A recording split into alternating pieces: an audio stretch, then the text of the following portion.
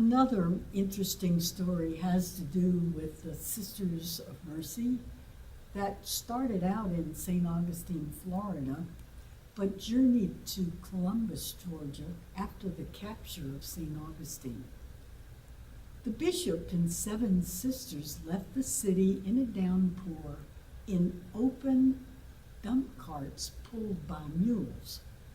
They got lost in a swamp, waded through 2 feet of water, got harassed by Union soldiers a couple of times, shot at by Confederates when they were crossing the St. Johns River, and many other adventures. That's a great story to read if you ever want to look it up. Once they got to Columbus, they set up classes for the children, they visited the sick, and they shared their meager supplies. They subsisted on blackberry tea, coffee made out of parched corn, and sometimes cornbread. They often went to bed hungry, and the beds were made out of dry goods boxes.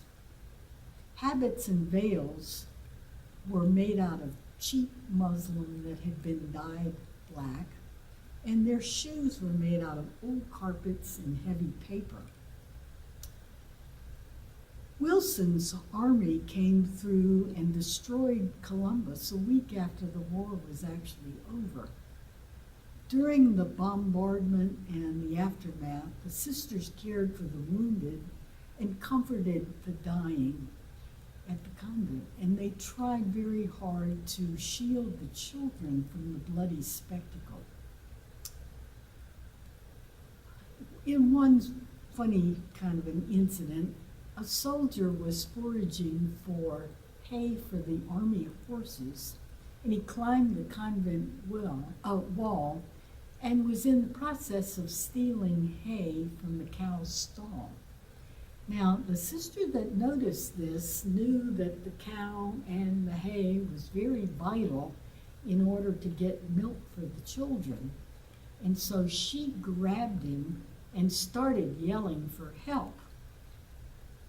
And guards out front heard the yelling and came and made him give back the hay. So she saved the day.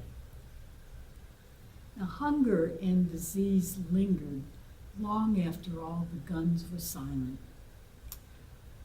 During Reconstruction, a federal officer came to the convent and insisted that the sisters take the oath of allegiance to the United States.